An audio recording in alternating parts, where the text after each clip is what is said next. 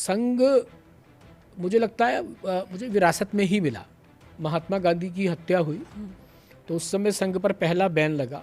परिस्थिति कुछ भी हो, नंबर कम नहीं आने चाहिए। नंबर कम आएंगे तो लोग कहेंगे कि संघ के कारण से बच्चा खराब हो गया। दो पुस्तकें हैं, एक है और देश बट गया, शेषाद्री जी ने लिखी है। दूसरी पुस्तक है now it can be told. Originally वो पुस्तक अंग्रेजी में लिखी गई है और वो लिखी गई पुस्तक 1948 में, और स्वतंत्र भारत में बैन होने वाली वो पहली पुस्तक है। नेहरू जी ने उसको बैन किया था। आप उस पुस्तक में एक 13वां चैप्टर पढ़ेंगे, a friend in need is a friend indeed. वो इतनी कॉम्प्रिहेंसिव इतना कॉम्प्रिहेंसिव एक्सप्लेनेशन है, वर्णन है कि संघ के लोगों ने उस समय विभाजन के समय में क्या क्या किया। कुछ शहरों के स्पेसिफिक नंबर्स दिए हैं कि कैसे शहर के सारे एग्जिट पॉइंट्स को बंद करके वहाँ के पुलिस कमिश्नर ने पुलिस और मुसलमानों को इकट्ठा करके पेट्रोल पंपों से पेट्रोल दिलवा करके पूरा शहर मुसलमानों को बाहर निकाल करके बाकी का पूरा शहर जला दिया। तो कैसे हिंदू कट्टरों को दोनों तरफ से पुलिस पिकेटिंग लगा करके फायर ब्रिगेड से पेट्रोल छिड़क के आग लगाई, और कैसे संघ के लोगों ने फायर ब्रिगेड्स अपनी बना करके वो आग बुझा करके वहाँ से हिंदुओं को बाहर निकाला। नेहरू जी का उस समय का एक स्टेटमेंट है कि ये जो सारे रिफ्यूजीज हैं इनको मैं दिल्ली में नहीं बसने दूंगा। हाँ, बिल्कुल है ये उनका एक ये रिकॉर्डेड स्टेटमेंट है। हमने भी देखा कि जिस पार्क में हम शाखा लगाते थे, जहाँ ध्वज लगाते थे, वहाँ कांच की बोतलें और ये बल्ब और ये ट्यूब, वो जो पहले 4 फुट वाली ट्यूब आती लंबी थी, लंबी ट्यूबलाइट आती थी, वो तोड़ करके लोग डाल देते थे। रोज सफाई करनी पड़ती थी, हाथ कट जाते थे। जीनोसाइड स्वतंत्रता के बाद हुआ तो वो 1948 के बाद हुआ, जब सारे चितपावन ब्राह्मणों को चुन के मारा 10,000 से अधिक लोग मार दिए गए। इमरजेंसी में 1975 से 77 तक में बैन लगा। तो उसके बाद कार्यक्रम में बाला साहब देवरस ने कहा फॉरगेट एंड फॉरगिव। 1925 में संघ बना, 1925 में कम्युनिस्ट पार्टी ऑफ इंडिया बनी। उनको समाज में जहां रेजिस्टेंस मिला उन्होंने वायलेंस किया। संघ के लोगों ने वहां वायलेंस नहीं किया। कम्युनिस्ट ने सारा जीवन हिंदुओं के जो संस्कार 16 संस्कार हैं उनको भी नकारते हैं बिल्कुल, और वो सब करते हैं। एक वरिष्ठ पत्रकार हुए हेमंत बिश्नोई, उन्होंने सत्याग्रह किया, सत्याग्रह करके बंद गए। तो मेरी उनसे चर्चा हुई, मैं कहा वैसे आपने भी सत्याग्रह किया था तो आप, तो बोले ये मेरे हाथों के और पैरों के सब जो नाखून है वो प्लास से उखाड़ दिए थे। उल्टा टांग के मुंह में मिर्च का पानी भर देना, नीचे अंगीठी जला करके उसमें मिर्च, उल्टा टांग करके अंगीठी जलाना, उसमें मिर्च डालना और उसके ऊपर उल्टा टांग देना। मतलब और कौन है तुम्हारे साथ, तुम्हारे बड़े नेता कहाँ हैं, तुम्हारे बड़े नेता कौन है, वो कहाँ। सरसंघ चालक जी मोहन भागवत जी बार बार लोगों को कहते हैं कि आपको संघ समझना है तो आप संघ की शाखा में आओ, आने का पैसा नहीं लगता, जाने का फाइन नहीं लगता। आप आओ, साल 2 साल आपको पटे तो लंबा चलो, नहीं तो छोड़ करके जाओ। तो वो ये जो सॉफ्टवेयर है ना जी, वो सॉफ्टवेयर समझने के लिए संघ में आना जरूरी है। बाहर से देख करके पुस्तक पढ़ के मैं आपको 10 पुस्तकें बता दूंगा, हाँ, पुस्तक वो पढ़ करके आप संघ समझ पाएंगे, मुझे नहीं लगता। संघ का उद्देश्य कोई समाज में संगठन खड़ा करना नहीं है, पूरे समाज को ऑर्गेनाइज करने का है। ये क्लैरिटी उनके दिमाग में थी। आप पुस्तक पढ़ोगे आपको समझ में आएगा। एक संघ ने बड़ा आंदोलन किया 1967 के आसपास, जब वो गौरक्षा आंदोलन 1 करोड़ लोगों के हस्ताक्षर लिए, और यहाँ जब वो पार्लियामेंट हाउस में संसद में देने के लिए आए, गोली चली, गोली में हजारों संत, करपात्री महाराज काफी नाराज बहुत नाराज हुए, शराब दिए, वो सब क्रम है। और ये राम जन्मभूमि का जो आंदोलन है ये उसमें एक मील का पत्थर साबित हुआ। इसके बाद से जो एक्सेप्टेबिलिटी थी संघ की, वो एक्सेप्टेबिलिटी बहुत बढ़ गई। बृहत्तर हिंदू समाज, भारत का संत समाज, उन्होंने भी जब उसको ठान लिया कि ये करना ही है, तो वो फिर एक समय के साथ ये दोनों धारा 370 भी हटी, हमने देखा, और राम जन्मभूमि का एक भव्य मंदिर का निर्माण हमने अपनी आंखों के सामने देखा। आज संघ की स्थिति ये है, आइदर यू कैन हेट और you can love RSS but you can not ignore RSS. नमस्कार, पांचजन्य में आप सभी का बहुत बहुत स्वागत है। ये जो हमारी श्रृंखला चल रही है जिसमें हम संघ को जानने, समझने और समझाने की कोशिश करते हैं उन लोगों के जरिए जो संघ से लगातार जुड़े रहे हैं, संघ को अच्छी तरह से जानते हैं। और इसी कड़ी में आज हमारे साथ हैं जो संघ से जुड़े हुए हैं, अध्यक्ष हैं सुरुचि प्रकाशन के, जो संघ प्रेरित है, और उनके पास संघ से जुड़ी वो जानकारियां हैं जो शायद आपको संघ को समझने में काफ़ी मदद भी करेंगी। हम बात करें राजीव तुली जी की। राजीव जी, आपका पांचजन्य में बहुत बहुत स्वागत है। नमस्कार, धन्यवाद। बिल्कुल, वैसे तो आपको हम टीवी डिबेट्स में देखते हैं, आप पक्ष रखते हैं, पूरा राजनीतिक तौर पे भी चीज़ें बताते हैं, लेकिन आज विशेष तौर से हमने आपको यहाँ बुलाया है। संघ के 100 वर्ष पूरे हो रहे हैं और ये 100 वर्ष पूरे होने पर हमारी कोशिश यही है कि जो युवा पीढ़ी है या जो लोग बाहर के हैं जो संघ को बहुत अच्छी तरह से नहीं जानते हैं, वो ये समझ सकें कि संघ है क्या, क्या मिथ्याएं हैं, किस तरह का संघर्ष रहा है। ये सारी बातें हम कोशिश करते हैं कि धीरे धीरे करके लोगों तक पहुंचा सकें। और आपको इसीलिए चुना है क्योंकि आप बाल्यकाल के स्वयं सेवक हैं। कब से जुड़े आप संघ से? बहुत बहुत धन्यवाद आपका तृप्ति जी। और आपने जिस संस्थान का नाम लिया सुरुचि प्रकाशन, जिसका मैं अभी अध्यक्ष भी हूँ, तो वो एक समय भारत प्रकाशन दिल्ली लिमिटेड, जो पांचजन्य ऑर्गेनाइज़र की स्वामित्व कंपनी है, वो भी उसी का भाग था। पता नहीं किन कारणों से, मैं भी अपने वरिष्ठ कार्यकर्ताओं से जानने का प्रयास करूंगा कि हमें अलग क्यों कर दिया। तो किन कारणों से अलग हुए वो कारण मुझे ज्ञात नहीं है, परंतु एक समय सुरुचि प्रकाशन भी जो है वो भारत प्रकाशन दिल्ली लिमिटेड का एक भाग था। दूसरा, आपने बोला कि डिबेट्स पे, तो मुझे तो इतना लंबा पॉडकास्ट पे बोलने की आदत नहीं है। मैंने जैसा पॉडकास्ट और संवाद जैसा ये होता है, तो हमारे यहाँ तो संघ में कहते हैं कि बोलने से पहले एक वातावरण चाहिए होता है। तो संघ में किसी भी अधिकारी का, किसी वरिष्ठ कार्यकर्ता का यदि भाषण होगा, बौद्धिक जिसको बोलते हैं, तो पहले थोड़ा वातावरण बनेगा, एक गीत होगा, एक कविता होगी, उससे पहले सुभाषित होगा, तो फिर वो 35-40 मिनट लगातार बोलना अनइंटरप्टेड, फिर वो हमारे यहाँ होता है। और दूसरा एक्सट्रीम है डिबेट्स वाला, जहाँ कोई डिसिप्लिन नहीं है, कुछ नहीं है। 30 सेकंड विंडो, 30 सेकंड विंडो है, खिड़की से निकल के बाहर आपको आना है और वहाँ आकर के बोलना है। तो ये कहीं उन दोनों के बीच में है, पता नहीं कैसा बनेगा, क्या होगा। परंतु तो भी man to man, heart to heart काम है अपना, तो मैं दिल से ही बात करूँगा, हार्ट टू हार्ट ही बात करूँगा। संघ मुझे लगता है मुझे विरासत में ही मिला। सबसे पहले हमारे परिवार में 1942 में पिताजी स्वयंसेवक बने। रावलपिंडी में, जो अभी पाकिस्तान में है, उस समय का भारत था। रावलपिंडी डिस्ट्रिक्ट में, डिवीज़न में, रावलपिंडी डिवीज़न में एक डिस्ट्रिक्ट था जो अभी का गुरदासपुर है, वो उसकी एक तहसील थी शकरगढ़, और उसका एक गांव था नूरकोट। तो उस गांव में परिवार रहता था। जो दादाजी थे वो स्टेशन मास्टर थे, रेलवे में नौकरी करते थे। पिताजी स्वयंसेवक बने। पिताजी के स्वयंसेवक बनने के बाद पिताजी के 2 छोटे भाई थे, वो स्वयंसेवक बने। रिटायरमेंट के बाद दादाजी शाखा जाने लगे।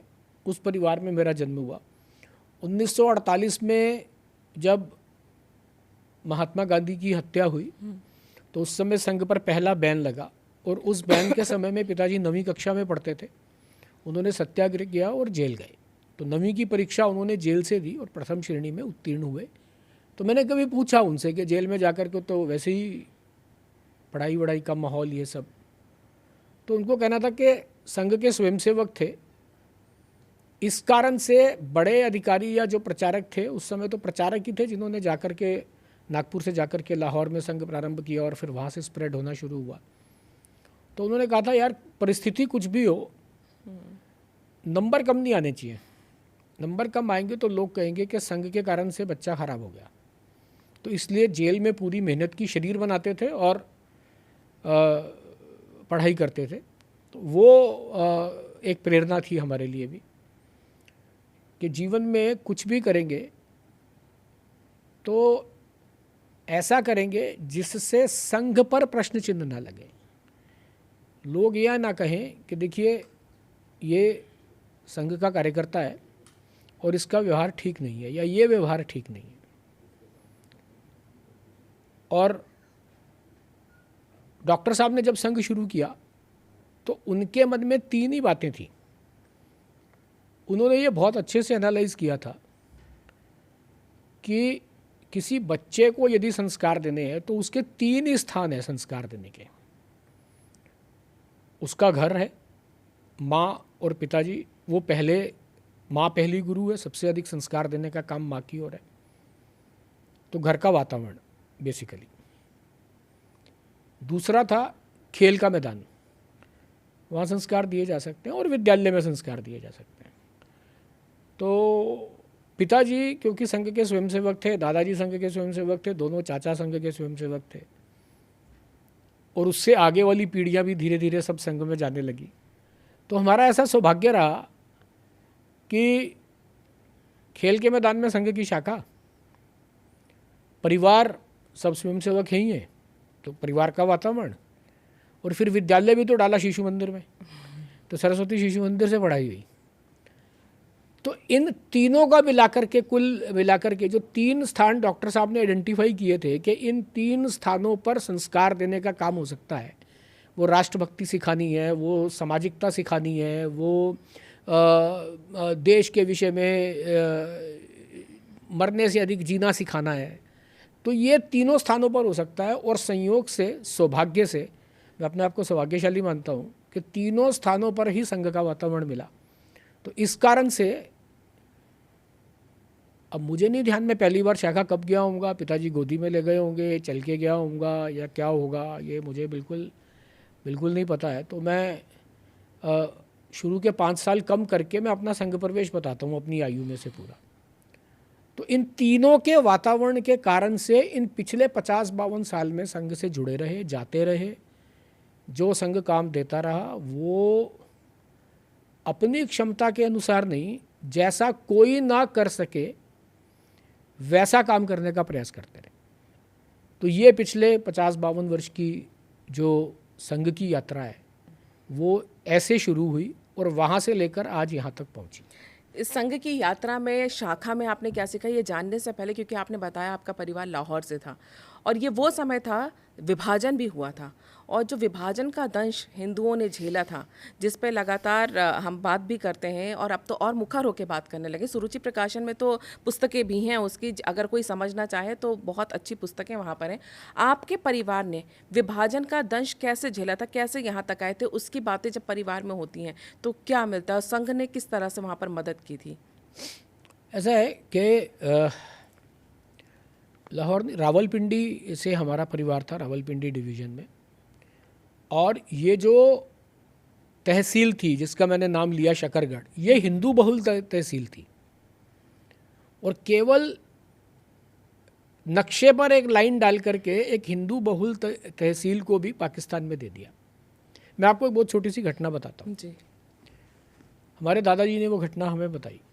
1929 में दादाजी यहाँ दयाबस्ती का स्टेशन है, वहाँ पर पोस्टेड थे। तो दयाबस्ती के स्टेशन से, मैं आपके दर्शकों के लिए बता दूं कि दयाबस्ती का जो रेलवे स्टेशन है वो करोल बाग के थोड़ा पास में है। करोल बाग क्योंकि थोड़ी फेमस जगह है तो लोग समझ जाएंगे। तो जो संघ का झंडे वाला कार्यालय है उससे भी बहुत अधिक दूर नहीं है।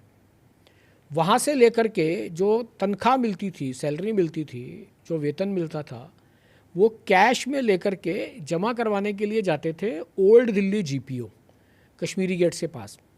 तो साइकिल चला करके वहाँ तक जाते थे। तो उन्होंने बताया कि मैं पोस्ट ऑफिस में लाइन में लगा हुआ था अपनी वेतन अपने अकाउंट में जमा करवाने के लिए। तो पीछे एक व्यक्ति खड़ा था, 1929 की बात है ये। तो उसने कहा, लाला जी, बाबूजी कैसे, मतलब पैसे क्यों जमा करा रहे हो अकाउंट में?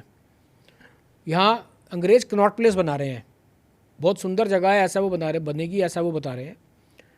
तो 25 पैसे गज ज़मीन मिल रही है, आप वो ज़मीन ले लो। तो हमारे दादाजी कहते हैं कि मैंने उनको जवाब दिया कि वहाँ जहाँ मेरा घर है ना, हम रावी के किनारे रहते हैं, दरिया के, मतलब जो रावी निकलती है रावी के किनारे रहते हैं। वो छोड़कर यहाँ कौन सड़ने के लिए आएगा?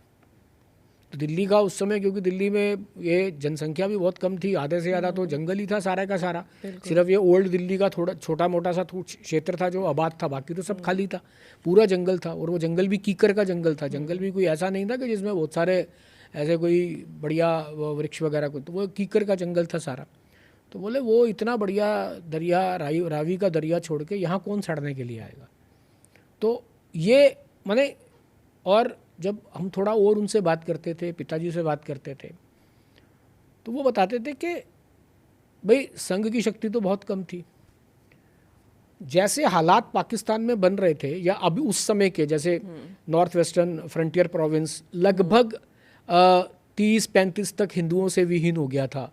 कुछ छोटे मोटे से कुछ वो हिंदू बचे थे, बलूचिस्तान में भी कम हो गए थे। ज़्यादातर जो हिंदू थे वो शहरी क्षेत्र में आ गए थे, उनकी ज़मीनें ज़रूर थी, ज़मींदार थे, मगर वो शहरी क्षेत्र में आ गए थे। लाहौर में आ गए थे, रावलपिंडी में आ गए थे, कराची में आ गए थे, कुछ बहुत थोड़े से पेशावर में आ गए थे।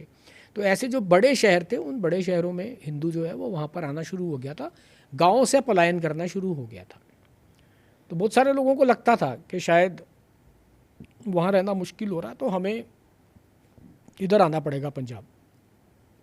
परंतु जो उस समय की लीडरशिप थी, जो स्वतंत्रता आंदोलन चला रही थी, तो उन्होंने कहा था कि नहीं, पार्टीशन तो किसी कॉस्ट पे नहीं होगा। और महात्मा गांधी जी ने तो कहा था कि मेरी लाश पर होगा। तो लोगों को विश्वास नहीं था कि हो जाएगा, परंतु वो हुआ तो सब छोड़कर आना पड़ा। एक फैक्ट्री थी हमारी लाहौर में, उसमें वो अंग्रेजी मिठाई बनाते थे, जिसको ये आजकल जो वो टॉफ़ीज़ और वो जो एक वो ऑरेंज वाली गोली, संतरे की गोलियां, हाँ संतरे की गोलियां आती थी, एक ऑरेंज वाली राउंड वाली गोली आया करती थी, वो बनाते थे। बिस्किट बनाते थे, पंजाब बिस्किट फैक्ट्री के नाम से वहाँ पर एक बड़ी फैक्ट्री थी हमारे लाहौर में। तो वो रातों रात छोड़ करके आनी पड़ी थी। बाद में यहाँ आकर के प्रयास किया इस्टेब्लिश करने की, यहीं आपके कार्यालय के पास में ही DCM के पास में बाड़ा हिंदू राव में कॉर्नर पे वो फैक्ट्री होती थी। कोई जैसे वहाँ से छोड़ करके आए तो वो कोई एनिमी प्रॉपर्टी थी, मुस्लिम प्रॉपर्टी थी, तो उस पर देख लिया भाई चलो यहाँ रहना शुरू करते हैं, यहाँ इसमें थोड़ा वो ठीक है, तो पीछे आबादी भी ठीक है सदर बाज़ार वगैरह के, बाड़ा हिंदू राव, तो यहाँ पर करते हैं, यहाँ पर अपना ठीक से इसको चलाएंगे। मगर वो चला नहीं, वो एनिमी के उसमें केस हुआ, उसमें केस हार गए और वो प्रॉपर्टी भी छोड़नी पड़ी। तो सब छोड़ छाड़ के यहाँ आना पड़ा। पहले आगरा में आए, फिर आगरा के बाद दिल्ली आए, फिर दिल्ली में पिताजी की पढ़ाई लंबे समय में आगरा में सेंट जॉन्स कॉलेज वगैरह में हुई, उसके बाद दिल्ली आए और दिल्ली में यहाँ पर, परंतु इस सारे में भी संघ नहीं छूटा। अब आपने पूछा संघ ने क्या किया उस समय में।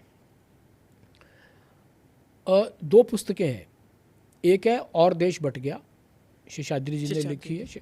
दूसरी पुस्तक है now it can be told. Originally वो पुस्तक अंग्रेजी में लिखी गई है और वो लिखी गई पुस्तक 1948 में, और स्वतंत्र भारत में बैन होने वाली वो पहली पुस्तक है। नेहरू जी ने उसको बैन किया था। क्यों? हाँ, क्यों? वो उस पुस्तक में उस समय का मतलब लगभग सारा आंखों देखा हाल है। एक घटना बताता हूँ उस पुस्तक में जो लिखी हुई है। जब लोग हिंदू वहाँ से इधर आया तो हरिद्वार में पंजाब सिंध क्षेत्र की एक बहुत बड़ी धर्मशाला है। उस धर्मशाला में बहुत से हिंदू रह रहे थे।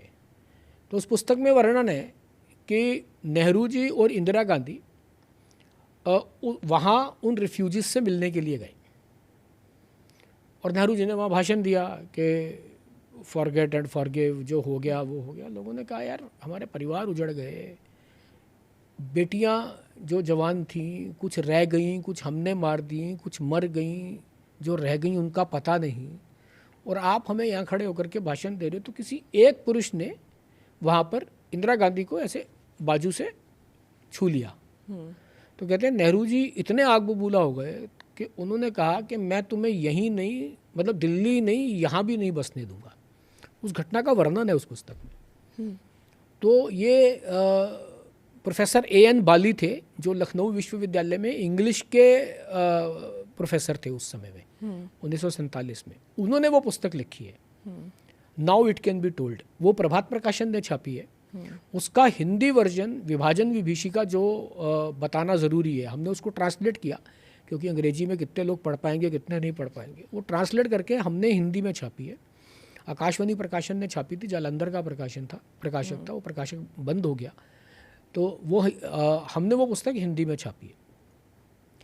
आप उस पुस्तक में एक 13वां चैप्टर पढ़ेंगे, a friend in need is a friend indeed. वो इतनी कॉम्प्रिहेंसिव इतना कॉम्प्रिहेंसिव एक्सप्लेनेशन है, वर्णन है कि संघ के लोगों ने उस समय विभाजन के समय में क्या क्या किया। और माने कोई एक वेग फिगर लोग बताते हैं कि इतने हिंदू मर गए होंगे और इतने विस्थापित होकर के यहाँ आ गए होंगे। कुछ शहरों के स्पेसिफिक नंबर्स दिए हैं कि कैसे शहर के सारे एग्जिट पॉइंट्स को बंद करके वहाँ के पुलिस कमिश्नर ने पुलिस और मुसलमानों को इकट्ठा करके पेट्रोल पंपों से पेट्रोल दिलवा करके पूरा शहर मुसलमानों को बाहर निकाल करके बाकी का पूरा शहर जला दिया। 15,000 हिंदू रहते थे, सब मर गए, एक भी नहीं बचा उसमें। उस पुस्तक में वर्णन है उस घटना का, तथ्यों के साथ, तथ्यों के साथ वर्णन है, नामों के साथ वर्णन है, कॉन्टेक्स्ट है, रेफरेंसेस है, सब कुछ है। वो डेटा कहाँ से लिया, वो डेटा उसके रेफरेंसेस हैं। और कैसे संघ के लोगों ने, अब क्या है कि लाहौर जैसे शहर में भी जब तक सेना नहीं आई तो पुलिस कमिश्नर मुसलमान था, जज जो था उस समय का वो जज मुसलमान था। तो कैसे हिंदू कटरों को दोनों तरफ से पुलिस पिकेटिंग लगा करके फायर ब्रिगेड से पेट्रोल छिड़क के आग लगाई, और कैसे संघ के लोगों ने फायर ब्रिगेड्स अपनी बना करके वो आग बुझा करके वहाँ से हिंदुओं को बाहर निकाला। दिल्ली का ये एक बहुत बड़ा परिवार है, यहीं राजेंद्र नगर में रहता है, बहुत बड़ा विद्यालय है उनका यहाँ पर। उस विद्यालय, उस परिवार की महिला को, अभी बहुत बड़े वकील हैं वो लोग, एडवोकेट्स हैं बहुत सारे, बहुत बड़े, उस परिवार की महिला को नॉर्थ वेस्टर्न फ्रंटियर प्रोविंस में उठा करके ले गए। वहाँ पुलिस नहीं चलती थी, पुलिस ने हाथ खड़े कर दिए, आर्मी ने हाथ खड़े कर दिए, हम यहाँ से नहीं ले करके जा सकते। तो संघ के कार्यकर्ता वहाँ से जा करके उनकी बहन को वहाँ से निकाल करके लाए, और बहुत लंबे समय तक वो जो अपना विद्यालय है उनका यहाँ राजेंद्र नगर का, वो संघ के संघ शिक्षा वर्गों के लिए वो देते रहे। परंतु वो पीढ़ी बदल गई, पीढ़ी बदलने के बाद उनकी अपनी कुछ वो सब हो गई होंगी, जिसके कारण से वो बाद में अभी वो डिसकंटिन्यूड है। परंतु ये हुआ है। उस पुस्तक को अगर अभी आगे आप और पढ़ेंगे तो उन्होंने लिखा, उसमें लिखा है उन्होंने कि कैसे जब तक किसी एक पर्टिकुलर शहर में जहाँ से हिंदुओं को निकालना होता था और जहाँ संघ का काम ठीक था, वहाँ जब तक पुलिस नहीं आती थी तब तक कैसे संघ के लोग जो है, जहाँ आवश्यकता पड़ी बम बनाने की, उन्होंने बम बना करके उसको, उन लोगों को रोका, मुस्लिम आतंकियों को रोका। उन्होंने उसमें एक लाइन लिखी है, if it was required they raised their fire brigades, if it was required they matched their fire power by fire power। और ये सब जो करने वाले थे, ये सब 18 से लेके 20-25 आयु के, इस आयु वर्ग के लोग थे। और उसमें वो आगे लिखते हैं कि यदि वहाँ से आए हुए हिंदुओं को रिहैबिलिटेशन का काम, पुनर्वास का काम भी संघ को दे दिया होता तो शायद उनका जो पुनर्वास है वो बहुत बेटर हुआ होता और बहुत फास्ट हुआ होता। क्योंकि नेहरू जी का उस समय का एक स्टेटमेंट है कि ये जो सारे रिफ्यूजीज हैं इनको मैं दिल्ली में नहीं बसने दूंगा। हाँ, बिल्कुल है ये उनका ये रिकॉर्डेड स्टेटमेंट है कि मैं इन रिफ्यूजीज को दिल्ली में नहीं बसने दूंगा। दिल्ली क्या, दिल्ली के आउटस्कर्ट्स पे भी नहीं बसने दूंगा। तो अब वो पुस्तक मेरा आपके श्रोताओं से अनुरोध है कि इस पुस्तक को लें, ऑनलाइन ढूंढेंगे मिल जाएगी, हमारे स्टोर पे भी मिल जाएगी, बिल्कुल, और उसको पढ़ें। और पढ़ कर के, दोबारा नाम बोल देता हूँ, now it can be told by professor A.N. बाली, प्रभात प्रकाशन की पुस्तक है। और विभाजन विभीषिका जो बताना ज़रूरी है, प्रोफेसर A.N. बाली, हिंदी वर्जन सुरुचि प्रकाशन ने छापी है।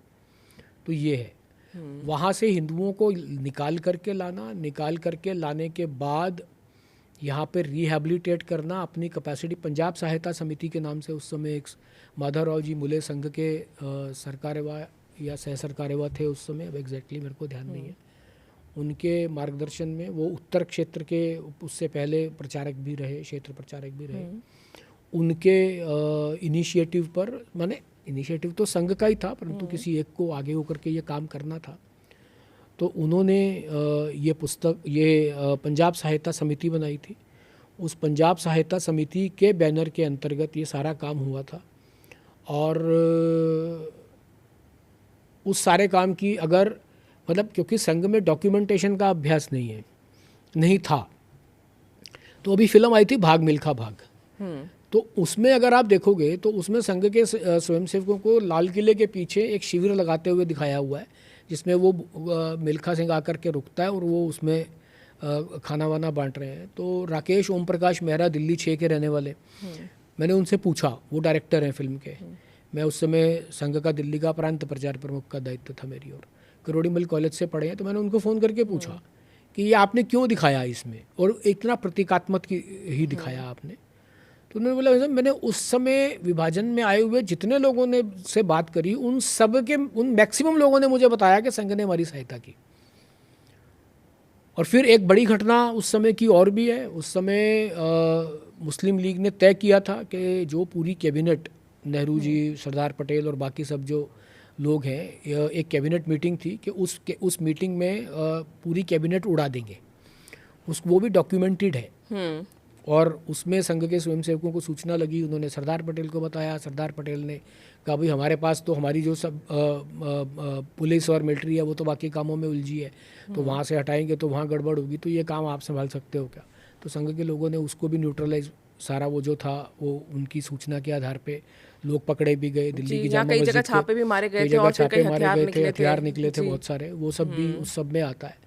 तो संघ का एक बहुत बड़ा रोल हिंदुओं को बचा करके लाने में, उनको सुरक्षित रखने में, सुरक्षित यहाँ लेकर के आने में और लाने के बाद यहाँ बसाने में मदद करने में एक बड़ा रोल रहा है राजीव जी। और लेकिन ये बात है कि 100 वर्ष की इस यात्रा में संघ ने बहुत ज़्यादा उतार चढ़ाव देखे, जैसे कि आपने अभी बताया कि नेहरू जी ने एक पुस्तक जिसका आपने अभी जिक्र किया, उस पर इसीलिए बैन लगाया गया था कि वो सच्चाई ना सामने आए, क्योंकि तुष्टिकरण की उनकी नीति थी। सत्य सामने आएगा तो लोग उनसे सिंपैथी रखेंगे हिंदुओं से, एक ये वजह हो रही है उसकी। लेकिन जब संघ बना और संघ ने अपना काम किया, चाहे वो विभाजन के समय किया हो या उसके बाद भी जो उनको दोबारा यहाँ बसाने में उन्होंने सहयोग किया हो, उससे जो हिंदू लोग थे उनके मन में ये भावना जगी और वो जुड़ते गए संघ से। लेकिन जो दुष्प्रचार संघ का किया गया, या जो भावना संघ के प्रति, या एक जो नैरेटिव गढ़ा गया आज़ादी के समय से ही, स्वतंत्रता के समय से ही, फिर चाहे हमने गांधी जी की हत्या के बाद भी देखा, संघ ने बहुत कुछ झेला भी है, आलोचनाएं भी बहुत हुई, और उसके बाद इन सब आलोचनाओं से निकलते हुए, अपने आप को साबित करते हुए आज ये 100 वर्ष हो रहे हैं, और आज हर कोई संघ को जानना और समझना चाहता है। इस 100 वर्ष की पूरी यात्रा को आप किस तरह से समराइज करेंगे?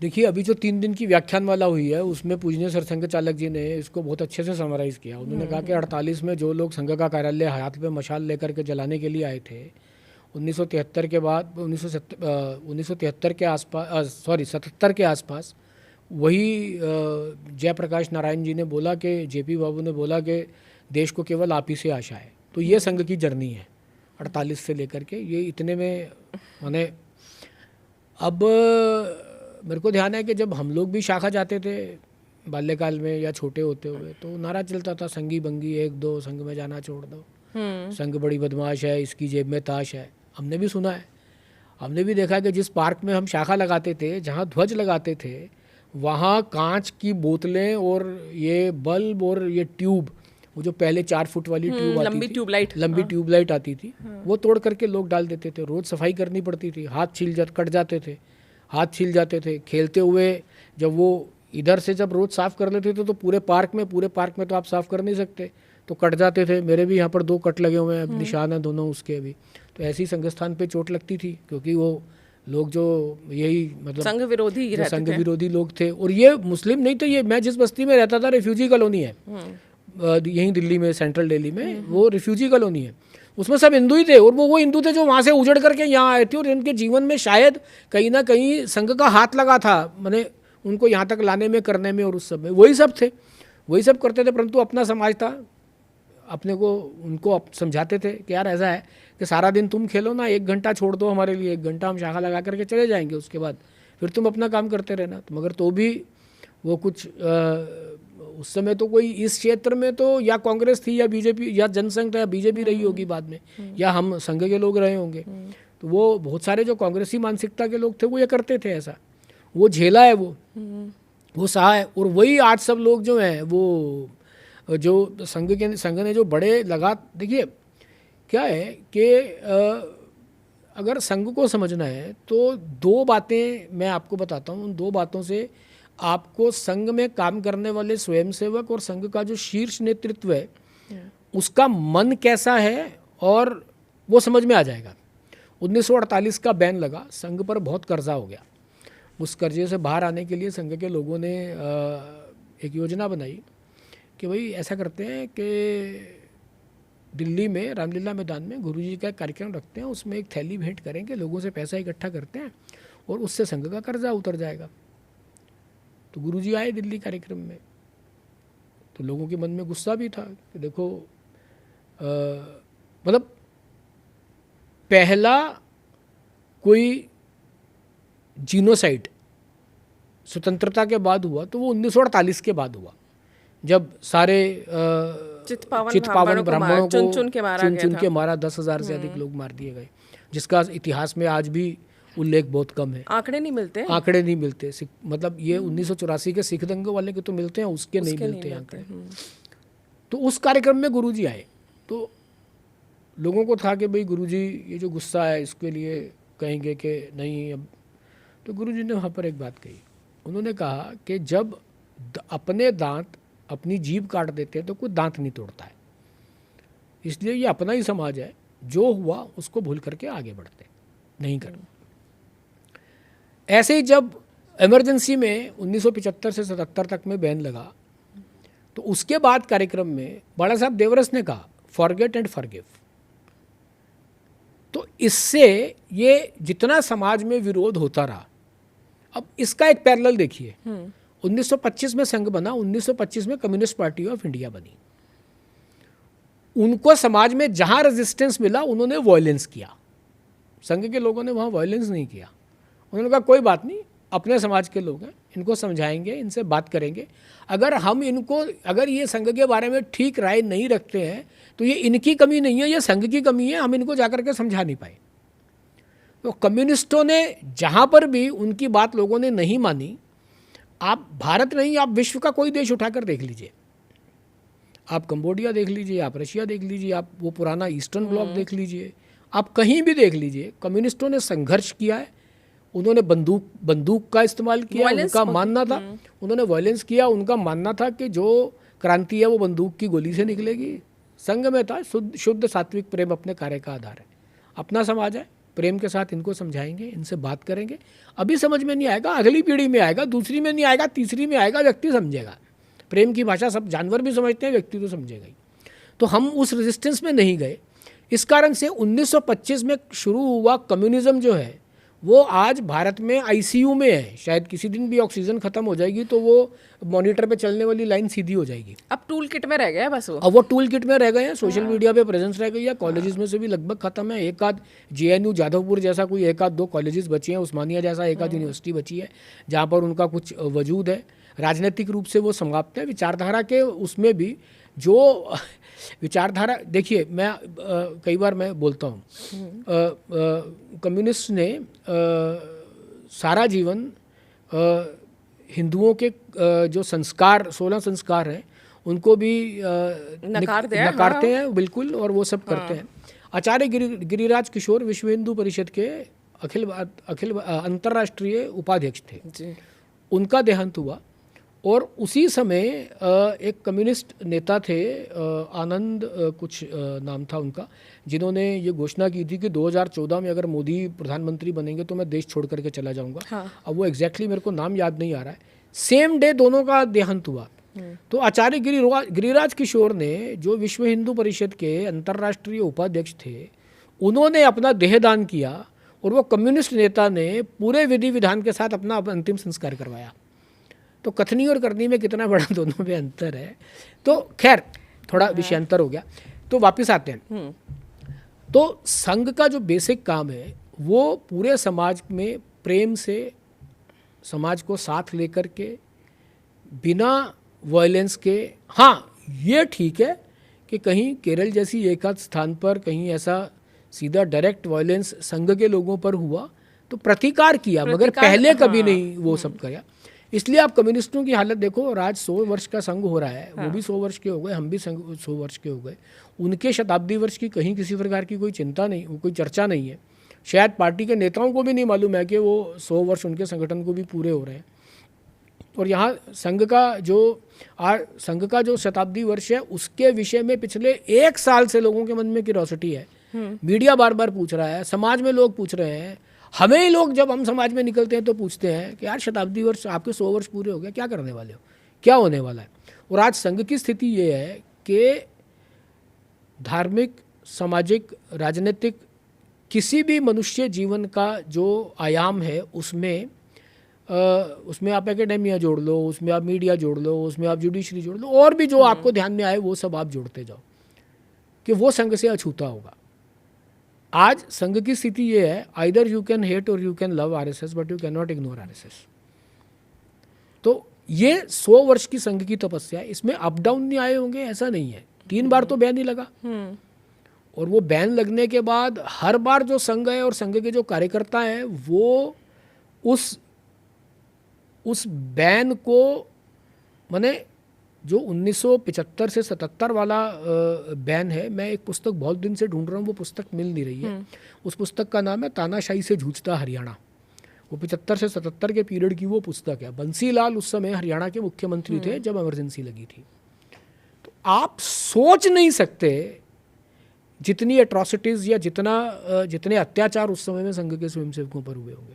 आप भी तो इमरजेंसी के समय में? हम तो इमरजेंसी के समय में बहुत छोटे थे। चाचा जी अरेस्ट हो गए थे, पिताजी अंडरग्राउंड थे। पिताजी अंडरग्राउंड थे, चाचा जी अरेस्ट हुए थे। तो दिल्ली में उतने संकट नहीं, मतलब उतना वो नहीं था। कहीं कहीं पे कुछ स्थानों पर बहुत ज़्यादा टॉर्चर हुआ, दिल्ली में भी हुआ, परंतु हरियाणा तो एक बिल्कुल अलग मिसाल थी। मैं एक वरिष्ठ पत्रकार हुए हेमंत विश्नोई, उन्होंने सत्याग्रह किया, सत्याग्रह करके बंद गए। तो मेरी उनसे चर्चा हुई, मैं कहा भाई साहब आपने भी सत्याग्रह किया था, तो बोले ये मेरे हाथों के और पैरों के सब जो नाखून है वो प्लास से उखाड़ दिए थे।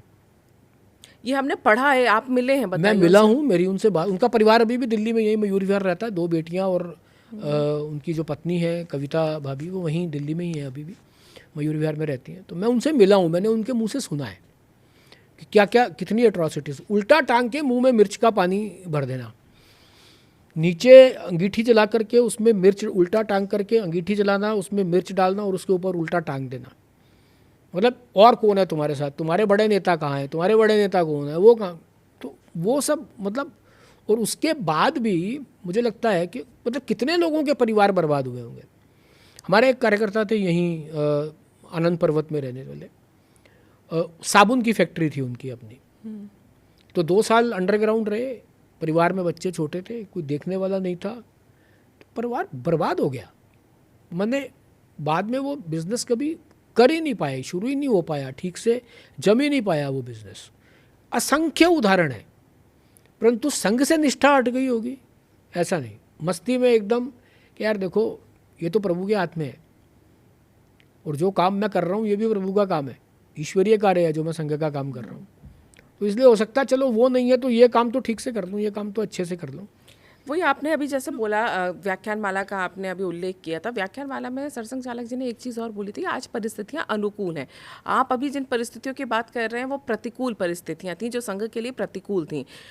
प्रश्न जो लोगों के मन में उठता है ना, चाहे वो 48 के समय का बैन हो, चाहे वो 75 के समय का बैन हो, या राम मंदिर के समय का, वो बाबरी ढांचा ढहाने के बाद का बैन हो, संघ के कार्यकर्ताओं को जिस तरह का टॉर्चर झेलना पड़ा है, मनोबल अक्सर ऐसे में लोगों का टूटता है।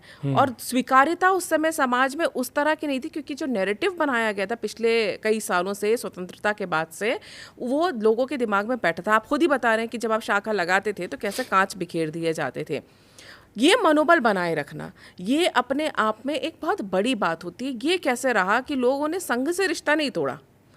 परिस्थितियां बदल गई, आज बदल गई वो अलग बात है, लेकिन आपका घर पूरा बिखर गया, परिवार, जैसे आप साबुन फैक्ट्री की बात करें, वो मनोबल बनाए रखने की ऐसी शाखा में क्या ऐसा होता है कि वो मनोबल बनाए रहता है? अब ये क्या होता है तो ये तो मैं भी नहीं पता। मैं आपको अपने पिताजी की एक दोबारा तो एक घटना बताता हूँ। तो मैंने उनसे पूछा, अभी उनका अभी 1.5 वर्ष हुआ उनका शरीर शांत हुए, दिसंबर 2023 में उनका शरीर शांत हुआ। तो पिछला उससे पहला 1 साल छोड़ दे तो उससे पहले वो बिल्कुल ठीक थे, पूरी होश में। तो मैंने उनसे पूछा एक बारी, उन्होंने जब मेरी और 2011-12 में मेरी और प्रांत का मीडिया का दायित्व आया, जिससे मेरा कोई लेना देना नहीं, दूर दूर तक नहीं पता, मतलब अखबार भी पता नहीं घर पे आती थी तो पढ़ने का अभ्यास था, उसके अलावा अपना मीडिया से किसी प्रकार का कोई संबंध नहीं। उन्होंने मुझे बुलाया, मुझे बिठाया पास में, तो बोले तेरी और तो ये मीडिया का काम आ गया प्रांत का, दिल्ली का। मैंने कहा जी हाँ। तेरे को तो मीडिया के बारे में कुछ पता नहीं। तो मैंने कहा जी अब ये तो उन्होंने कुछ सोच के दिया होगा, तो कुछ सीखेंगे मीडिया के बारे में। तो बोले कैसे काम करेगा? तो हर कोई यही बोलता to best of my capacity. मैंने कहा जी to best of my capacity? बोले to best of my capacity नहीं, जैसा कोई नहीं कर सके वैसा करना। तो ये प्रेरणा है। क्या है कि संघ में इतने लंबे समय तक लोगों के जुड़े रहने का आपने पूछा कि क्या कारण है। आप अपने रोल मॉडल को अपने से 1-2 कदम आगे देखते हो, एक हाथ के डिस्टेंस पे देखते हो। मैंने आज अगर कोई छोटा स्वयंसेवक जिसकी आयु कम है, वो चाहे कि मेरे को सरसंघ चालक जी से मिलना है, तो यहाँ वो बैरियर्स नहीं है कि नहीं अरे इससे मिलकर सरसंघ चालक जी अपना समय क्यों खराब करेंगे, वो नहीं है। फिर जिसको देख करके आप शाखा में आए, भाई पहले तो दोस्ती से ही आता व्यक्ति, दोस्ती से आता है। जिस आयु में मैं जुड़ा, मैं उस आयु की बात करता हूँ, बाल्यकाल में जब होता है। और फिर उसके बाद वहाँ आकर के उसको एक कोई ऐसा व्यक्ति मिल जाता है, यार ये व्यक्ति तो पर्सनल टच रहता है, man to man, heart to heart, जिसका मैंने आपको बोला, man to man contact, heart to heart talk. तो वो man to man, heart to heart होता है। फिर आप कार्यकर्ता का ध्यान रखते हो, उसका पूरा, उसका बालक का ध्यान रखते हो। कैसे रखते हो मैं आपको ये भी बताऊंगा। तो सबसे बड़ा कारण ये है, पहले दोस्ती, विचारधारा, भारत माता, देशभक्ति, ये सब तो बहुत बाद में आता है, और ये कब आ जाता है ये पता ही नहीं चलता। तो हम क्या करते थे विद्यालय में, मैं जहाँ रहता हूँ मेरे घर के सामने 6 गवर्नमेंट स्कूल्स हैं। तो उस समय के हमारे प्रचारक थे, अभी भी हैं, यहीं केशव कुंज में रहते हैं। बोले यार उस स्कूल में चलेंगे।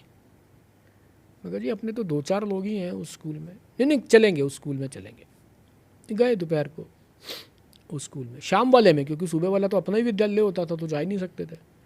सेकंड शिफ्ट वाले में मुझे लेकर के वो जाते थे।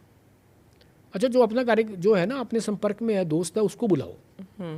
तो रिसेस में उसको बुला लिया, उसके साथ बातचीत करी, उससे उनकी दोस्ती करवाई। उससे मुझे तेरी क्लास में अच्छा गीत गाने वाला कौन सा है जो अच्छा गाना गाता है? तो उसने बताया जी मेरी क्लास में ये 2 लोग हैं जो अच्छा गाना गाते हैं। अच्छा स्पोर्ट्समैन कौन है? ये अच्छा स्पोर्ट्समैन है। पढ़ने में कौन अच्छा है? तो ये 10 बच्चे अच्छे हैं। तो फिर उनसे दोस्ती करनी शुरू की। खेलने के लिए शाम को, भैया तुम बाकी तो सब ये करते हो, शाम को आओ ना, खेलेंगे वहाँ पर ही। खेलना शुरू किया। वहाँ से धीरे धीरे संघ समझ में आया। संघ समझ में आने के बाद धीरे धीरे आगे बढ़ते गए। तो फिर आइडेंटिफाई किए कुछ बच्चे ऐसे जो पढ़ने में अच्छे हैं, खेल में अच्छे हैं, परंतु जो ऐसे जनरली ये जो क्या बोलते हैं उसको, एक्स्ट्रा करिकुलर एक्टिविटीज़ में जो बच्चे अच्छे होते हैं, जनरली पढ़ाई कई बार अच्छी नहीं होती। तो इनकी पढ़ाई कैसे ठीक हो सकती है?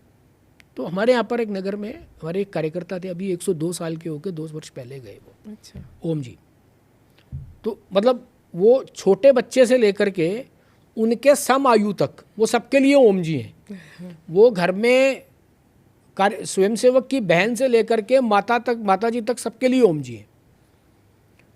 वो गेस्टेड ऑफिसर थे, रिटायर हुए, गेस्टेड ऑफिसर से रिटायर हो गए 69 में भारत सरकार में। और जब तक उनको होश था तो वो, जब विभाजन हुआ, लाहौर में रहने वाले थे, लाहौर के SD कॉलेज से पढ़े। जब विभाजन हुआ तो उस समय की सारी बातें वो ऐसे बताते थे जैसे सामने पिक्चर चल रही है। ऐसे डीएवी स्कूल था, डीएवी स्कूल में सब लोगों को इकट्ठा कर लिया, पड़ोस में गुरुद्वारा था, गुरुद्वारे की बेसमेंट में सब इंतजाम रखते थे, हथियार रखते थे, ये तो पूरा वो वर्णन ऐसे सुनाते थे। और ओम जी के पास जो दायित्व था वो पटेल नगर में रहते थे, तो पटेल नगर से थोड़ा सा आगे एक शादीपुर डिपो का फ्लाईओवर है, उसके नीचे रेलवे लाइन है, उस रेलवे लाइन से लेकर के यहाँ नई दिल्ली रेलवे स्टेशन तक का दायित्व था। साधन नहीं होते थे, सब साइकिल पे चलते थे। ओम जी सुबह 3:30 बजे अपने घर से निकलते थे साइकिल पे, सब कार्यकर्ताओं को जगाते हुए, उठो पढ़ो, उठो पढ़ो, उठो पढ़ो, उठो पढ़ो, वहाँ से लेकर के नई दिल्ली रेलवे स्टेशन तक। और वापसी में सबको चेक करते हुए आते थे, कोई सो तो नहीं गया इनमें से। तो पंजाबी थे, तो वो फिर उनका ये काम कैरी किया। उसके बाद एक और कार्यकर्ता थे मनोहर जी, ये बहुत सज्जन व्यक्ति। किसी की माता ने कह दिया ओम जी आज रहने दो ना उसको पढ़ाई में, वो रात को 11 बजे सोया है, तो उसको दोबारा नहीं कह सकते थे कि उसको जगा दो। अच्छा कोई बात नहीं, कल। और फिर वापसी में सबको चेक करते आ रहे हैं, कोई सो तो नहीं गया। उस सारे वर्ग में से 2 तो मैं डॉक्टर्स को, 3 डॉक्टर्स को जानता हूँ जो उनके ऐसे, और वो आज भी उनको, ओम जी को याद करते हैं कि अगर हम आज कुछ हैं तो वो ये ना सुबह आके उठाए, क्योंकि लगभग सारे रिफ्यूजीज़ और वही सारे लोग नहीं उठाया होता तो आज यहाँ नहीं होते। 3 तो डॉक्टर्स को जानता हूँ, 3, 4, 5 बहुत सक्सेसफुल बिजनेसमैन, दिल्ली के टॉप बिजनेसमैन में उनका शुमार होता है, वो हैं। ऐसे करके सब लोग बने हैं उसमें से। अब ये तो ओम जी का अपना स्वभाव था, वो जिसकी माता जी ने कह दिया कि भाई रात को लेट सोया है, सुबह जगाओ मत, तो वो चले गए। एक इनसे अगली पीढ़ी में तो मनोहर लाल डोगरा जी, वो भी पटेल नगर में रहते थे। फिर उसके बाद ये उनके पास दायित्व आ गया विद्यार्थी शाखाओं का, तो वो वहाँ से ऐसे जगाते हुए वहाँ तक जाते थे, वापस आते थे। तो वो पंजाबी, ठेठ पंजाबी एकदम, तो जिसकी घंटी 2 बार बजाई वो नहीं उठा तो नीचे से गाली भी देते थे वो सॉरी दिया, उठा नीचे इतनी देर तो आवाज़ा मार रहे हैं, 12। तो ऐसे लोगों ने संघ खड़ा किया। अब एक कार्यकर्ता था, मैं अभी भी थोड़े दिन पहले ही उससे मिला, तो उसकी नींद नहीं खुलती थी आवाज़ मारने पे भी, घर वाले उठाते हैं तो भी नहीं नींद। तो उसको कहते तू अपने अंगूठे पर रस्सी लगा बांध के खिड़की से नीचे फेंक दे, क्योंकि भाई अब उन्होंने कहा है भैया, उनकी बात नहीं मान सकते, टाल तो सकता नहीं, उठना तो है ही है। और फिर वो कहते थे यार देख, संघ की शाखा में तुम लोग आते हो, स्वयंसेवक हो, तो क्लास अपनी कक्षा के टॉप 5-7 लोगों में तो आना ही चाहिए, 5% में आना चाहिए। तो उसके हिसाब से वो पढ़ाते थे। तो वो रस्सी मतलब वर्षों उसने ऐसा किया, रात को सोते समय अंगूठे पे रस्सी बांध के नीचे फेंक देता था। मनोहर जी पहले आवाज़ लगाते थे, फिर उसके बाद रस्सी खींचते थे तो वो उठता था और उसके बाद वो अपनी पढ़ाई करता था। पढ़ाई के बाद शाम को शाखा में आता था। तो जब आप जब देखते हो ना कि यार इस व्यक्ति का मेरे से कोई स्वार्थ तो है नहीं, अच्छा फिर क्या है, जो जिस विषय में कमज़ोर है उससे 1 वर्ष 2 वर्ष आगे वाला जो कार्यकर्ता पढ़ाने में अच्छा है उसको कहना यार तू इसका भी ध्यान रखिया, थोड़ा इसको भी पढ़ा। तो जब आप ये देखते हो कि यार मेरे परिवार वाले मेरे में इतना इंटरेस्ट नहीं ले रहे जितना ये व्यक्ति मेरे परिवार में इंटरेस्ट ले रहा है, जो जितना ये मेरे जीवन में इंटरेस्ट ले रहा है, ये क्यों है? उस व्यक्ति के कहने पे तो आप जीने मरने को तैयार हो जाओगे जिसने आपका जीवन बना दिया। आपने ना बहुत ही आसान तरीके से और बहुत ही अच्छे उदाहरण देके ये बता दिया। जो लोग ये पूछते हैं कि, कई लोग पूछते हैं कि व्यक्ति निर्माण करते हैं, तो ये होता है व्यक्ति निर्माण की एक व्यक्ति निस्वार्थ भाव से पूरे समाज के बच्चों को पढ़ने के लिए प्रेरित कर रहा है। तो वो जब पढ़ेगा, जो डॉक्टर बन गए, तो वो किसके काम आएंगे? समाज के काम आएंगे। मुझे लगता है कि इससे कोई आसान तरीका नहीं हो सकता है समझने का कि व्यक्ति निर्माण क्या होता है। व्यक्ति निर्माण इससे आसान, मतलब इससे बढ़िया मेथोडोलॉजी नहीं है। अब एक सवाल और है कि जो आपने बताया शाखा लगाते थे, कांच पड़े हैं, तब भी आप लगे हुए। एक और ये जो लोगों में भ्रांति भी फैली होती थी, अब तो समय बदल रहा है तो लोगों को चीज़ें अच्छी भी लग रही है, लेकिन जिस समय आप बात कर रहे हैं कि शाखा लगाते तो ये फैलाया जाता था कि कुछ नहीं होता, शाखा में डंडे चलाना सिखाया जाता है, हथियार चलाने सिखाए जाते हैं। यानी शाखा में करते क्या हैं आप लोग? ये बड़ा इंटरेस्टिंग सवाल है, शाखा में करते क्या है। देखिए वैसे तो अगर आपको मतलब विशुद्ध उसमें समझना है तो 1 घंटे की शाखा है, उस पूरे 1 घंटे की शाखा पद्धति है कि 5 मिनट शाखा लगाने के, 5 मिनट शाखा विकिर करने के, जिसको जिसके बाद घर जाते हैं सब, विसर्जन बोल दीजिए दिन के लिए। विकिर करने के 5 मिनट, बीच के 50 मिनट, उसमें 20-25 मिनट के खेल, 15-20 मिनट के व्यायाम, कोई एक जैसे आप जिसको कह रहे हो दंड चलाना, वो बीच में वो दंड चलाना, मगर ये सब ओपन खुले पार्क में होता है, ये बंद दरवाजे में नहीं होता, उसी में होता है सब ये। तो उसमें वो ये सारा है। मगर केवल मैं आपको यही बता दूं कि शाखा यही है, तो ये ऐसा ही है कि कोई एक कंप्यूटर पड़ा हुआ है सामने, आप किसी को बोलो यार इसको एक्सप्लेन कर, तो बोलेगा जी एक मॉनिटर है, एक सीपीयू है, एक कीपैड है और एक माउस है, ये कंप्यूटर है। तो इससे ये कंप्यूटर नहीं है ना, कंप्यूटर तो वो है जो उसके अंदर सॉफ्टवेयर है, वो भी तो कंप्यूटर है। तो ये जो सरसंघ चालक जी मोहन भागवत जी बार बार लोगों को कहते हैं कि आपको संघ समझना है तो आप संघ की शाखा में आओ, आने का पैसा नहीं लगता, जाने का फाइन नहीं लगता, आप आओ, साल 2 साल आपको पटे तो लंबा चलो, नहीं तो छोड़ करके जाओ। तो वो ये जो सॉफ्टवेयर है ना जी, वो सॉफ्टवेयर समझने के लिए संघ में आना जरूरी है। बाहर से देख करके पुस्तक पढ़ के मैं आपको 10 पुस्तकें बता दूंगा, पुस्तक वो पढ़ करके आप संघ समझ पाएंगे, मुझे नहीं लगता। और अगर आपको फिर भी लगता है कि नहीं यार इंटेलेक्चुअल लेवल पे ही संघ समझना है अपने को, तो जो व्यवहारिक संघ है वो नहीं समझना है, तो वो अगर आपको समझना है तो आप सबसे पहले तो आप डॉक्टर हेडगेवार की जीवनी पढ़ो। उसमें एक सुरुचि प्रकाशन ने पुस्तक छापी है, the man of the millennia, doctor Hedgewar. मैंने बड़ा साहब के मुंह से सुना है ये कि मैं 89 में जब डॉक्टर साहब का शताब्दी वर्ष था, डॉक्टर हेडगेवार का जन्म शताब्दी वर्ष था, उस वर्ष में मेरा 3य वर्ष हुआ, तो मैं नागपुर में, तो मैंने उनके मुख से सुना है कि अगर संघ समझना है तो डॉक्टर साहब को समझो, अगर आपने डॉक्टर साहब समझ लिए तो आपको संघ समझ में आ जाएगा। डॉक्टर साहब संघ का मूल तत्व है। तो वो पुस्तक है NH पालकर डॉक्टर साहब के सहयोगी थे। अच्छा। डॉक्टर साहब के साथ काम किया उन्होंने वो पुस्तक लिखी डॉक्टर हेडगेवार चरित्र के नाम से। उसका अनुवाद किया डॉक्टर अनिल नेने थे UK के, पिछले साल उनका शरीर शांत हुआ, उन्होंने उसका अनुवाद किया, सुरुचि ने वो पुस्तक छापी। मैं दिखाता हूँ, दिखाइए। हाँ जी, बिल्कुल ये वाली पुस्तक है। थोड़ी पुस्तक मतलब देखने में मोटी लगती है, परंतु 100 साल डॉक्टर साहब, ऐसा व्यक्ति जिसने आज से 100 वर्ष पहले बीज डाला संघ का, और 100 वर्ष बाद भी संघ बढ़ रहा है, वटवृक्ष हो गया है, वटवृक्ष हो गया है, तो बीज से वटवृक्ष हो गया। तो ये पुस्तक आप लेके पढ़िए। आप इसमें आप अगर ये पुस्तक ठीक से पढ़ लेते हैं और उसके बाद संघ की शाखा में जाना शुरू करते हैं, तो आपको जो सब भी संघ सृष्टि जिसको बोलते हैं उसमें जो हो रहा है वो आपको सब समझ में आएगा। देश में जो हो रहा है वो आपको सब समझ में आएगा कि कैसे इतने सारे संगठनों की कल्पना डॉक्टर साहब को तभी थी जब उन्होंने संघ शुरू किया था। कोई ये नहीं था कि भाई उनको था कि भाई उन्होंने राजनीतिक क्षेत्र में काम किया था तो उनको उसकी महत्ता पता थी। उन्होंने सेवा का काम नागपुर में आसपास में सब में प्लेग के समय में और बाकी सब में किया था। उनको सेवा के कामों की महत्व मालूम था।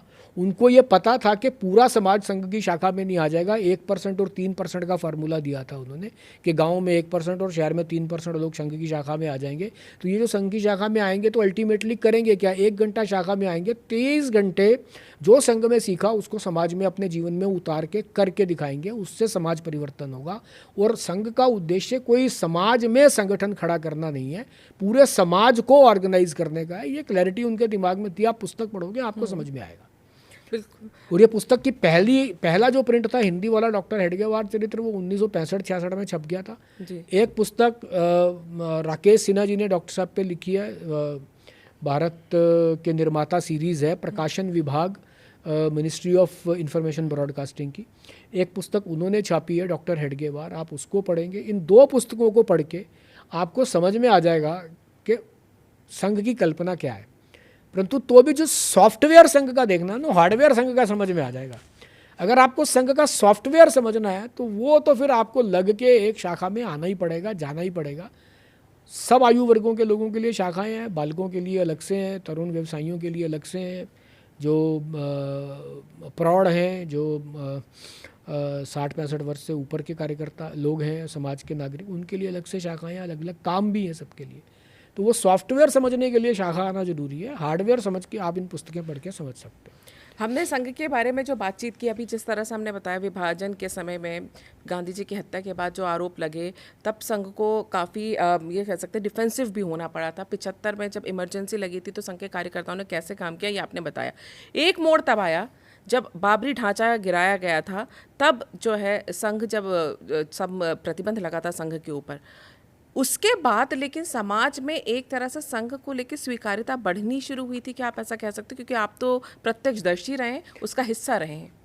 मुझे लगता है कि संघ की स्वीकार्यता जहाँ जहाँ संघ पहुँचता गया वहाँ वहाँ होती गई। विरोधियों के लिए बोल रही हूँ, उनके हाँ, मैं लिए। उसके लिए भी बताता हूँ, मैं उसके लिए भी बताता हूँ। जी।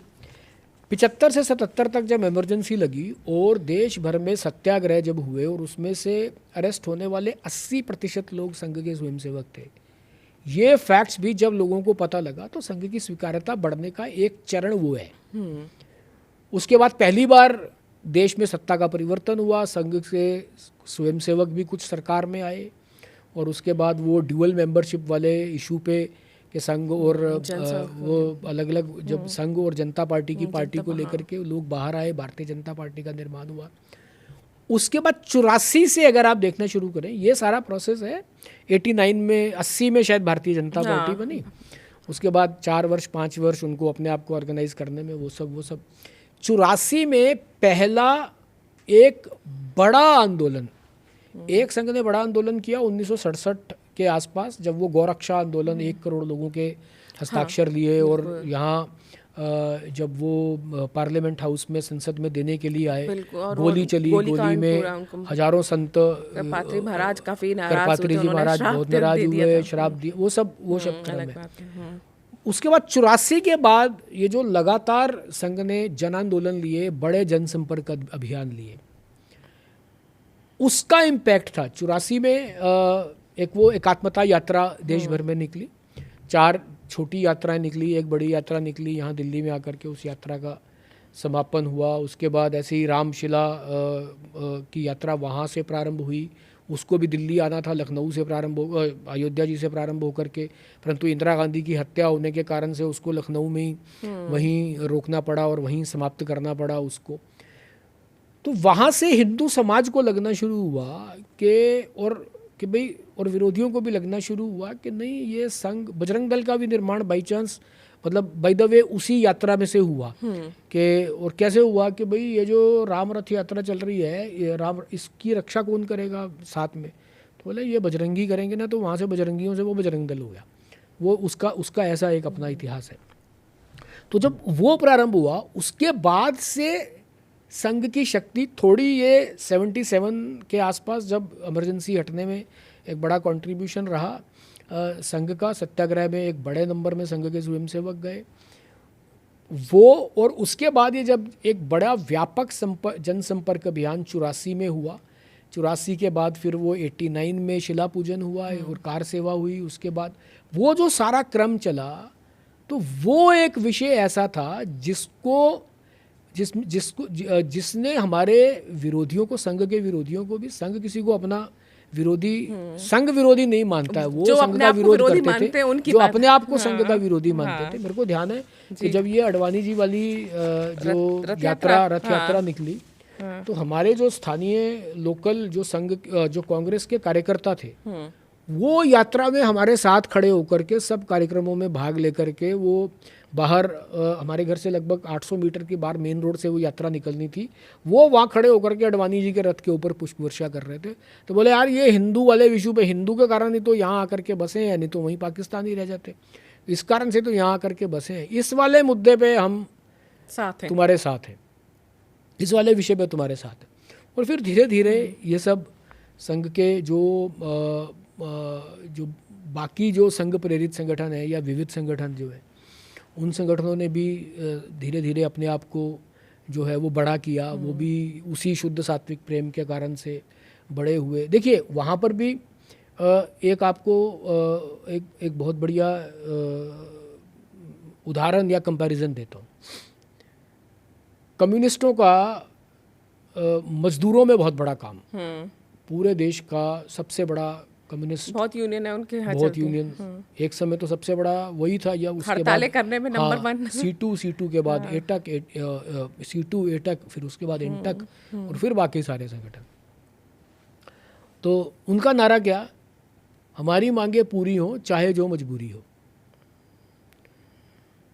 तो कन्फ्रंटेशन वहाँ भी कि भैया फैक्ट्री चले नहीं चले, सारा कानपुर ख़त्म हो गया इसी चक्कर में। जब से कम्युनिस्ट MP कानपुर से जीतने शुरू हुए, पूरा उसका उद्योग पूरा समाप्त हो गया। नहीं तो ईस्ट का मैनचेस्टर कानपुर को बोलते थे, ख़त्म हो गया वो। और जब यहाँ दत्तोपंत ठेंगड़ी जो संघ के प्रचारक रहे, उनको पहले मजदूर संगठनों में काम करने के लिए भेजा, तो ऐसा उनके उसमें आता है कि वो गुरुजी के पास गए पूछने के लिए कि मैं जिस संगठन में काम करने, जिस क्षेत्र में काम करने गया हूँ, तो वहाँ सफलता का पैमाना क्या है, या मेरे को क्या ध्यान में रख के काम करना है।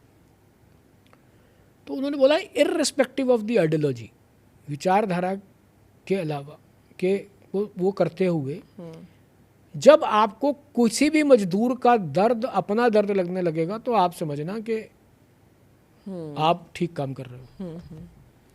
और यहाँ मजदूर संघ का क्या नारा था, उनका नारा था चाहे जो मजबूरी हो हमारी मांगे पूरी हो, देश के हित में करेंगे काम और काम का लेंगे पूरा दाम। ये इस नारे के साथ भारतीय मजदूर संघ का काम शुरू। तो कितना कंट्रास्ट है दोनों में। वो वहाँ कन्फ्रंटेशन, यहाँ ये कह रहे हैं कि भैया देश के हित में करेंगे काम, फैक्ट्री चलेगी तो मजदूर का घर चलेगा, मजदूर काम करेगा तो फैक्ट्री चलेगी। इसलिए दोनों के मन में देश के हित में करेंगे काम, काम का लेंगे पूरा दाम। तो ये उन्होंने इस उससे, तो ये जब धीरे धीरे बढ़ते बढ़ते सब संगठन और सब संगठनों के माध्यम से समाज का एक बड़ा जो संघ का मैसेजिंग था वो समाज के एक बड़े वर्ग तक पहुंचने लगा। और ये राम जन्मभूमि का जो आंदोलन है, ये उसमें एक मील का पत्थर साबित हुआ। इसके बाद से जो एक्सेप्टेबिलिटी थी संघ की, वो एक्सेप्टेबिलिटी बहुत बढ़ गई, एक बहुत बड़ा जन आंदोलन बना। जन आंदोलन बनते हुए तो भी मैं आपको इसमें भी एक बात बताता हूँ। तो कुछ वरिष्ठ प्रचारक, और मैं कभी इस बारे में पिताजी से पूछता था, जब राम जन्मभूमि का ये शिलान्यास हो गया, बाकी सब हो गया, तो मैं उनसे कभी पूछता था।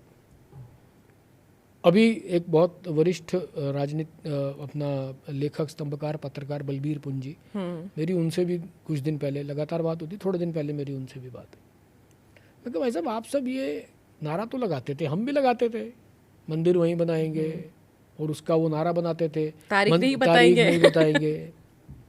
तो मैं कहा भाई साहब, आपको कभी लगता था क्या? हमें तो लगता था कि यार अभी नहीं, और 20 साल 25 साल 50 साल के बाद कभी तो मंदिर बन जाएगा वहाँ, एक मतलब समाज में ये सब चलता रहेगा। तो बोले यार राजीव जी, सच्ची बताऊँ, हम ना, ये मेरे पिताजी की भी यही स्टेटमेंट है, मैं कुछ एक आध दो वरिष्ठ प्रचारकों से बात की, उनसे भी, उनकी भी यही स्टेटमेंट है। और ये बलबीर पुंजी से जब बात आई, उन्होंने अभी ट्रिस्ट विद अयोध्या करके पुस्तक भी लिखी, उनका भी यही था, तीनों का था। बोला यार ये तो लगता था कि कभी मंदिर बनेगा, मगर हमारे जीवन में बन जाएगा ये नहीं लगता था, कितनी पीढ़ियाँ और लगेंगी ये नहीं लगता था। बोले इसीलिए तुमने भी सुना होगा कि संघ में जनरली एक उदाहरण देते थे कि ज्यूज़ ने कोई कितने 1500-1700 साल के बाद अपना देश जो है वो बनाया, और वो जब भी मिलते थे कहते थे नेक्स्ट टाइम इन जेरूसलम। तो हमें भी ये लगता था यार बना तो लेंगे, अभी 450 साल हुए हैं, उन्होंने 1700 साल संघर्ष किया, हो सकता है हमें भी उतना ही करना पड़े।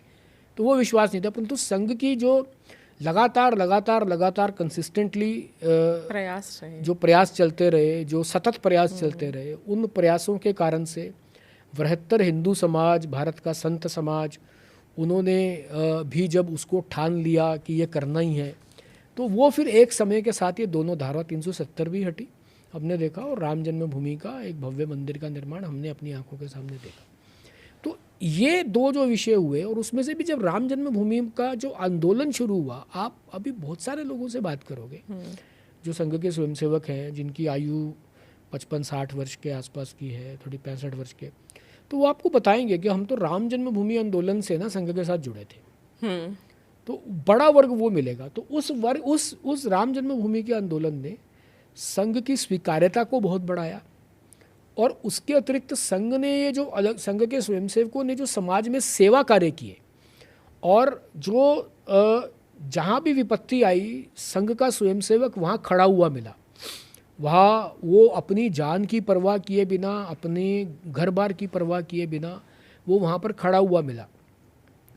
इन दो चीज़ों ने, मुझे लगता है कि संघ के सेवा कार्यों ने और राम जन्मभूमि आंदोलन में जो संघ ने जो भूमिका थी, उन दोनों ने संघ की स्वीकार्यता, संघ के विरोधियों के मन में भी संघ के प्रति एक श्रद्धा का भाव, एक प्रेम का भाव, एक उसकी एक भले प्रेम ना, एक्नॉलेजमेंट तो मिल ही गई थी, एक्नॉलेजमेंट तो कि काम को एक्नॉलेज करना शुरू कर दिया गया था। नहीं प्रेम ऐसा है कि संघ ने इतने 100 वर्षों में इतनी लीडरशिप तैयार की है, तो वो सारी की सारी लीडरशिप किसी एक संगठन, किसी एक राजनीतिक पार्टी में नहीं समा सकती है।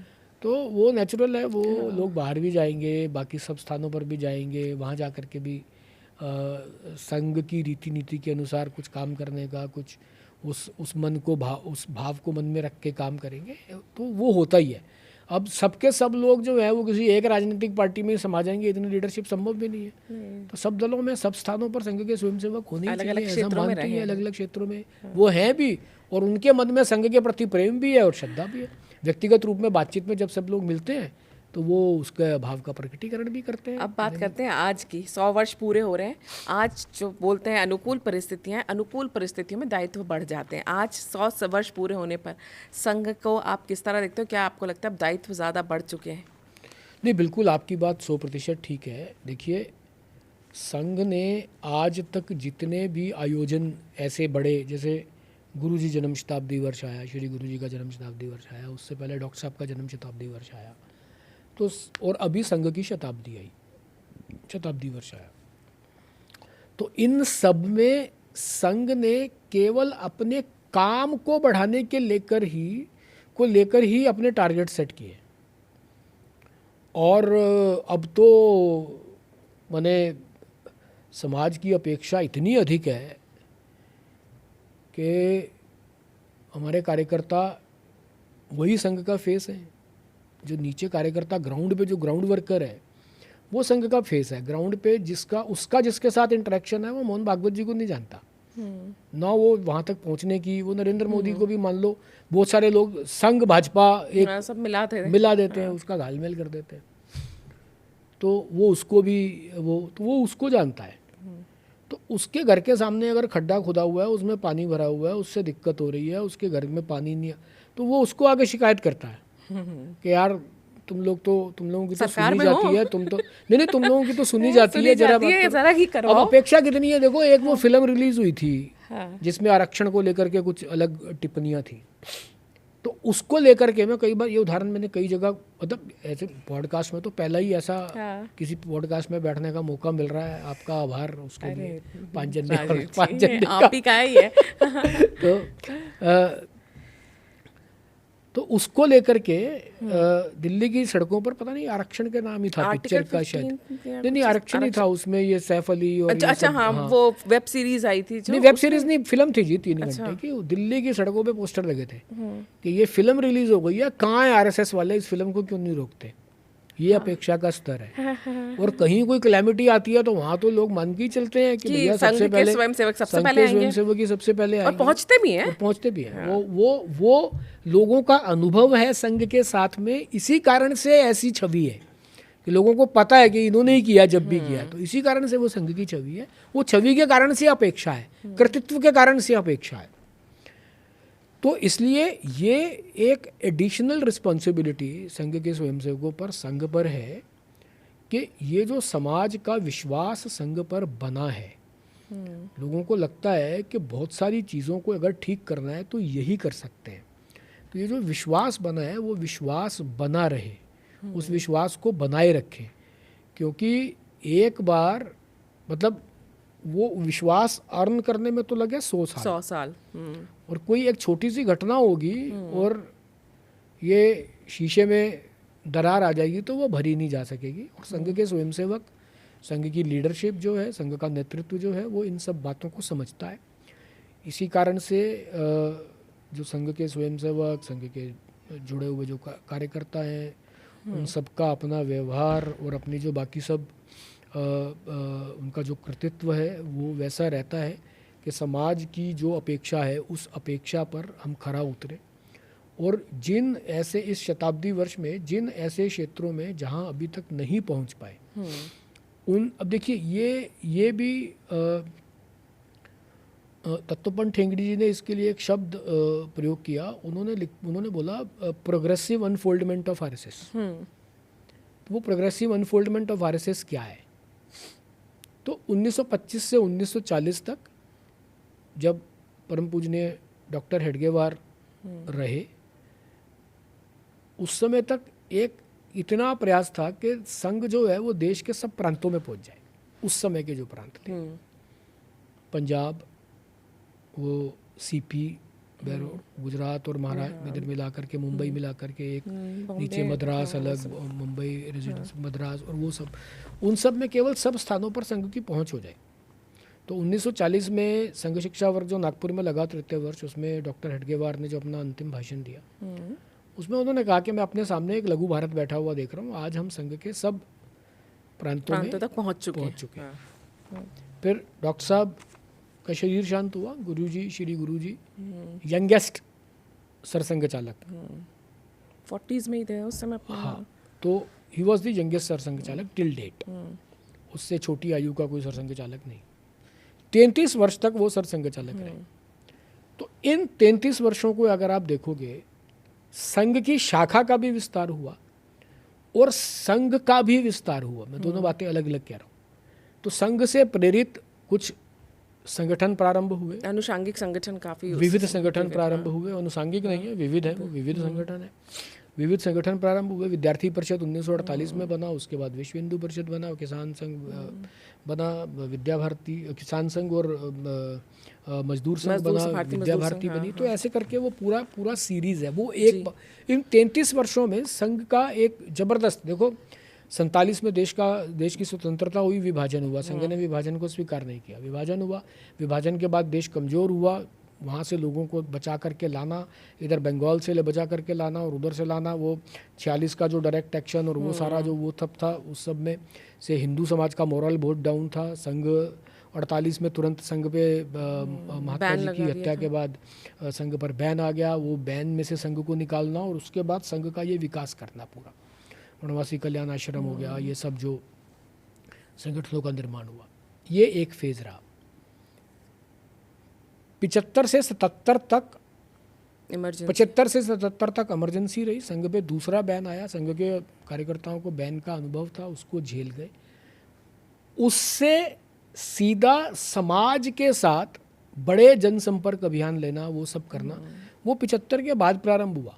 तो वो एक संघ का दूसरा फेज है जिसमें संघ ने अपने संगठनों से, संघ के जो विविध संगठन थे वो और संघ, उन्होंने मिलकर के समाज को सीधे अप्रोच करना शुरू किया, इररिस्पेक्टिव ऑफ व्हाटएवर, मतलब कास्ट, क्रीड, रिलीजन, व्हाटएवर, वो तो सब है ही है।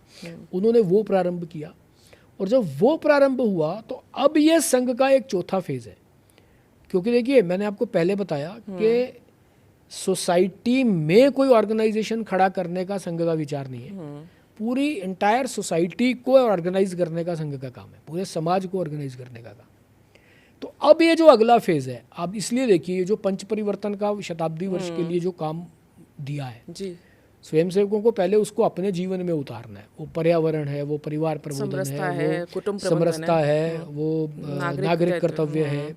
तो ये इनको स्वदेशी है, स्वदेशी और वो सब है, इसको पहले अपने जीवन में उतारना है। फिर इसको जन आंदोलन बनाना है कि समाज के सब लोग इसको अपने जीवन में लेकर के आए। तो ये जो नेक्स्ट फेज है, ये डायरेक्टली एकदम संघ के सब लोगों को, सब कार्यकर्ताओं को इसमें लगने के लिए अपने जीवन में उतारना। पर्यावरण है, पर्यावरण सबको इफेक्ट करता है, वो केवल संघ के लोगों को नहीं करता। Irrespective of caste, creed, religion, sex, वो आपको इफेक्ट करता है।